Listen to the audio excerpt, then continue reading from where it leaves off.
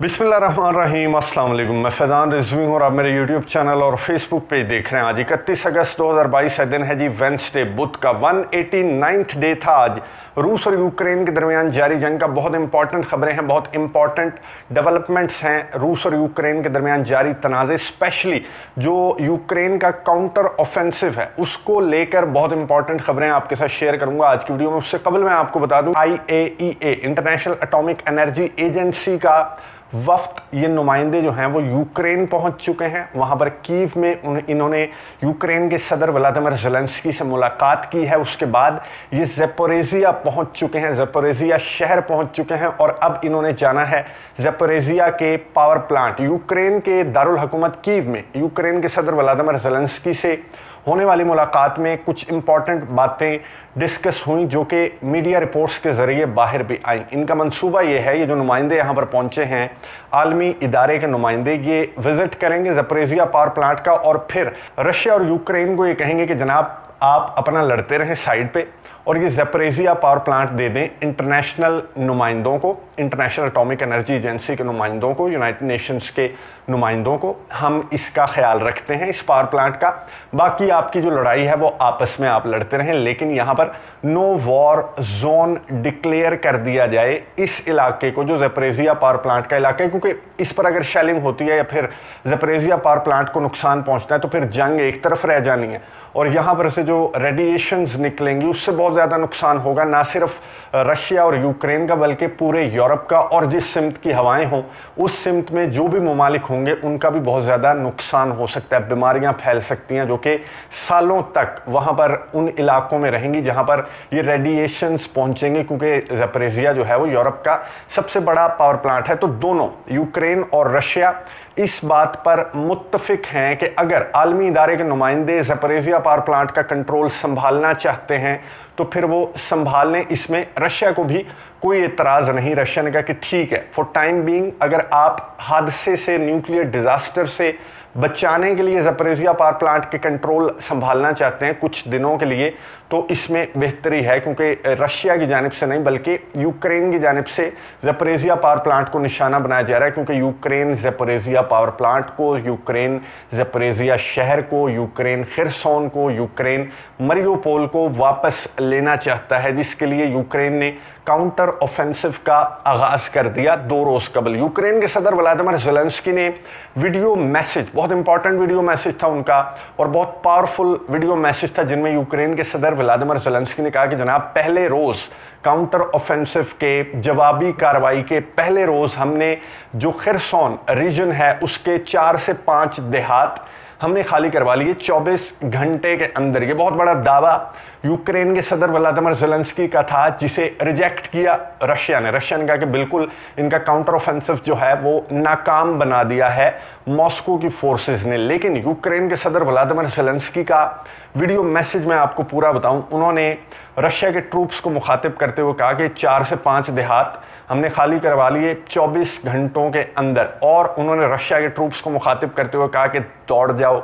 या फिर हथियार डाल लो वरना मारे जाओगे। ये यूक्रेन के सदर व्लादिमीर ज़ेलेंस्की ने वीडियो मैसेज में बहुत पावरफुल और कॉन्फिडेंट टोन के अंदर कहा कि हथियार डाल दो या फिर दौड़ जाओ, भाग जाओ वरना मारे जाओगे, क्योंकि हमारा काउंटर ऑफेंसिव जो है वो बहुत स्ट्रॉन्ग है। हम बहुत तैयारी के साथ उतरे हैं मैदान जंग के अंदर और हम महीनों और हफ्तों के अंदर अपने इलाके रशिया से छुड़वा लेंगे। रशिया ने मजाक में उड़ाया इस बयान को और ये कहा कि कोई जवाबी कार्रवाई जो है वो, ऐलान जितना बड़ा किया गया और जितना पावरफुल किया गया उतनी बड़ी जवाबी कार्रवाई नहीं है यूक्रेन की, और जो भी हमले यूक्रेन की जानिब से किए गए वो हमने नाकाम बना दिए हैं। और जो यूके की सो कॉल्ड इंटेलिजेंस कह रही है कि जनाब यूक्रेन की फोर्सेस आगे बढ़ रही हैं, मैप आपको नज़र आ रहा होगा, इसमें जो नीले रंग के आपको इलाके दिखाई दे रहे हैं, ये नीला रंग जो है वो इस मैप में इसलिए दिखाया गया है कि ये वो इलाके हैं जो यूक्रेन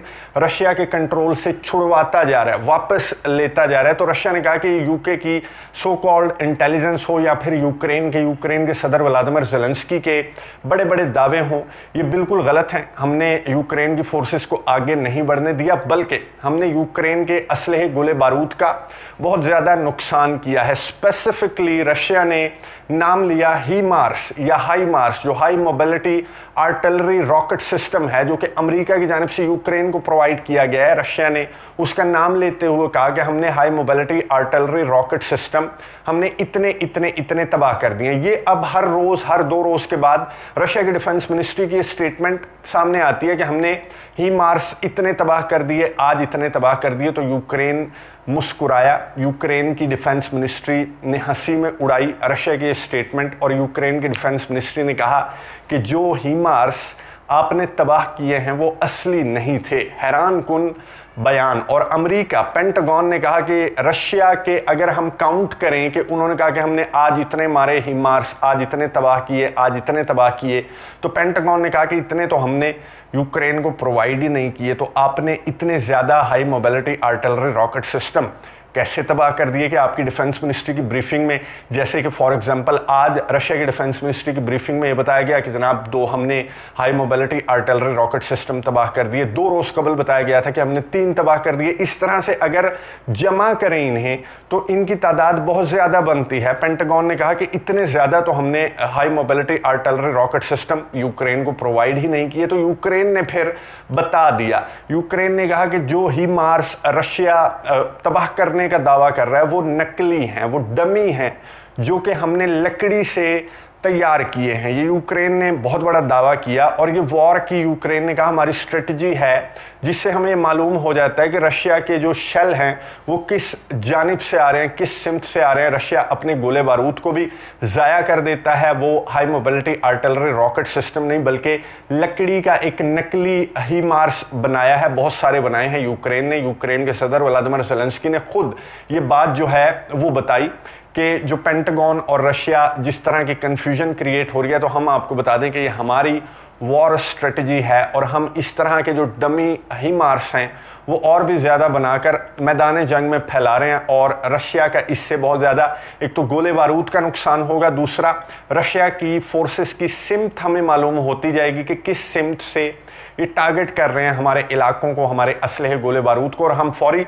जवाब देते हैं, हमला करते हैं, और वहाँ पर रशिया की फोर्सेस को हम मार देते हैं। ये जो वॉर स्ट्रेटजी है, मैं आपको बताऊं, डमी इस तरह की चीज़ें रखने वाली ये नई वॉर स्ट्रेटजी नहीं है, ये पुरानी वॉर स्ट्रेटजी है। डमी इस तरह का असलहा गोला बारूद मैदान जंग में रख देना, ये वॉर स्ट्रेटजी एक्चुअली सोवियत की थी, ये वॉर स्ट्रेटजी एक्चुअली रशिया की थी, जो कि यूक्रेन अपनाता हुआ दिखाई दे रहा है। यूक्रेन ने पहले भी जो बटरफ्लाई माइंस आपको मैंने दिखाई थी कि बटरफ्लाई माइंस जो हैं वो फेंकी जा रही हैं यूक्रेन की जानिब से रशिया के इलाकों के अंदर। तो बटरफ्लाई माइंस वाला आइडिया भी एक्चुअली सोवियत यूनियन का था। जिस तरह से ये आइडिया जो कि डमी HIMARS और डमी जो वेपनरी है वो मैदान जंग में रखने का आइडिया, ये यूक्रेन की जानिब से यूक्रेन के सदर व्लादिमीर ज़ेलेंस्की ने कहा कि हमारी जानिब से अपनाया जा रहा है। और इस तरह की डिफरेंट नई वॉर स्ट्रेटजीज जिन्हें इन्होंने नाम दिया है न्यू वॉर टैक्टिक्स,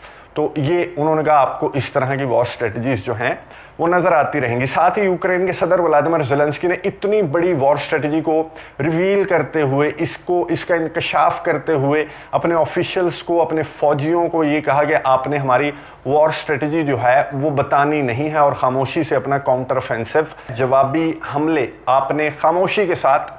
जारी रखने हैं, बहुत खामोशी के साथ जारी रखने हैं। लेकिन रशिया कह रहा है कि इस तरह की सिर्फ स्टेटमेंट्स की हद तक ये बातें ठीक हैं, और रशिया जो भी टारगेट कर रहा है वो देखकर टारगेट कर रहा है, और रशिया ने यूक्रेन के जवाबी हमलों को नाकाम बना दिया है। रशिया की जानिब से एक और इम्पॉर्टेंट ऐलान आज किया गया। रशिया ने ये कहा कि नॉर्ड स्ट्रीम 1 से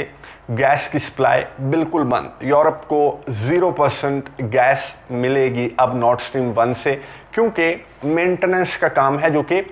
3 रोज़ तक जारी रहेगा। अब ये 3 रोज़ तक जारी रहता है, या फिर 30 रोज़ तक जारी रहता है, या फिर 3 महीने तक जारी रहता है, या पूरी सर्दियां जारी रहता है, ये 3 सितंबर को ये बात क्लियर हो जाएगी। क्योंकि रशिया जो गैसप्रॉम है उसने ये कहा कि 3 सितंबर को गैस दोबारा से बहाल हो जाएगी। जितनी चंद परसेंटेज मिल रही है यूरोप को, 20% है मेरा ख्याल, जो कि यूरोप को अभी भी सप्लाई कर रहा है रशिया। लेकिन रशियंस की जानिब से डिमांड्स आ रही हैं, रशियन ऑफिशियल्स की जानिब से डिमांड्स आ रही हैं कि 3 सितंबर को क्या 30 सितंबर को भी आपको ये गैस यूरोप की बहाल नहीं करनी चाहिए। उसकी वजह क्या है? उसकी वजह यह है कि यूरोपियन कंट्रीज़ का जो असलहे गोले बारूद की मदद का फैसला था कि वो यूक्रेन की मदद करेंगे, फिर रशिया पर सैंक्शंस आयद करेंगे, उसके बाद भी आज यूरोप की जानिब से एक और फैसला किया गया। यूरोप ने फैसला किया कि वो एक वीज़ा की रिलैक्सेशन के हवाले से एक इनका मुआहिदा तय पाया था यूरोपियन यूनियन और रशिया का, तो उसको सस्पेंड कर दिया आज यूरोपियन यूनियन ने बाल्टिक स्टेट्स, पोलैंड और फिनलैंड और स्वीडन की तजवीज़ पर। ये जो सस्पेंशन है इस पर आज मुत्तफिक हो गया यूरोपियन यूनियन, यानी कि जो रशिया के सिटीजन्स हैं उनको इतना ज़्यादा रिलैक्स वीज़ा नहीं दिया जाएगा कि वो यूरोप में घूम फिर सकें, आ जा सकें। तो उस पर अब रिस्ट्रिक्शंस होंगी। यूरोप की जानिब से बहुत बड़ा फैसला रशिया के ख़िलाफ़ सामने आया, तो अब रशियंस भी व्लादिमीर पुतिन से, मॉस्को से ये डिमांड कर रहे हैं कि आप भी इन्हें मज़ा चखाएं। थोड़ा सा सर्दियों का आगाज़ हो चुका है, तो आप भी इन्हें थोड़ा सा मज़ा चखाएं और 3 सितंबर को आपने गैस नहीं बहाल करनी, बल्कि 30 सितंबर तक ये गैस जो है इसकी बंदिश जाने दें, फिर देखेंगे कैसे आपके पैरों में गिरते हैं और अपनी जो सैंक्शंस हैं वो हटाते हैं। लेकिन मैं आपको बता दूं कि अभी नहीं, अभी यूरोपियन कंट्रीज़ ये सैंक्शंस नहीं हटाएंगे, चाहे रशिया इनकी गैस बंद कर दे। जर्मनी की जानिब से, फ्रांस की जानिब से आज स्टेटमेंट सामने आई कि हमने तो बहुत सारी गैस सेव की हुई है, आप बंद करते हैं तो कर दें, हमने तो बहुत सारे फार्मूले भी लगा लिए हैं, तो हमारे पे कोई फ़र्क नहीं पड़ता अगर रशिया हमारी गैस बंद कर दे। तो फार्मूले क्या लगाए हुए हैं वो इनके आवाम से जाकर पूछें, जर्मनी और यूरोपियन कंट्रीज़ में रहने वाले लोगों से पूछें कि कहाँ पर गैस के प्राइसेस जा चुके हैं, किस तरह की पाबंदियां शहरियों को झेलना पड़ रही हैं कि आपने लाइटें नहीं जलानी फालतू और एस्केलेटर्स यूज़ नहीं करने। शॉपिंग मॉल्स जल्द बंद हो जाएंगे, यानी कि रात को 9-10 बजे जो है शॉपिंग मॉल्स बंद हो जाएंगे ताकि एनर्जी को सेव किया जा सके। फिर आपकी फैक्ट्रियां, आपकी कंपनियां किस तरह से काम करेंगी विदाउट रशियन गैस। खैर, कॉन्फिडेंट टोन में जर्मनी ने, फ्रांस ने कहा कि ठीक है बंद करते हो तो 3 दिन के लिए क्या 30 दिन के लिए बंद कर दो, लेकिन हम यूक्रेन की मदद इमदाद से पीछे नहीं हटेंगे। यूरोपियन कंट्रीज़ की जानिब से नॉर्ड स्ट्रीम 1 की बंदिश, गैस की बंदिश के फैसले के बाद ये बयानात सामने आ रहे हैं। तो कब तक डटे रहते हैं यूरोपियन कंट्रीज़? जब तक कि उन्हें यूक्रेन के सदर व्लादिमीर ज़ेलेंस्की इस तरह के कॉन्फिडेंस देते रहेंगे कि हम न्यू वॉर टैक्टिक्स को इस्तेमाल करते हुए ये मैप नीला कर देंगे 1-2 महीने के अंदर, सख्त सर्दियाँ आने से कबल, और हमें नहीं बल्कि रशिया को घुटने टेकना पड़ेंगे। कौन घुटने टेकेगा, नज़र रखेंगे, आपको अपडेट्स देता रहूँगा। अगली वीडियो तक के लिए इजाज़त दीजिए। अल्लाह हाफ़िज़।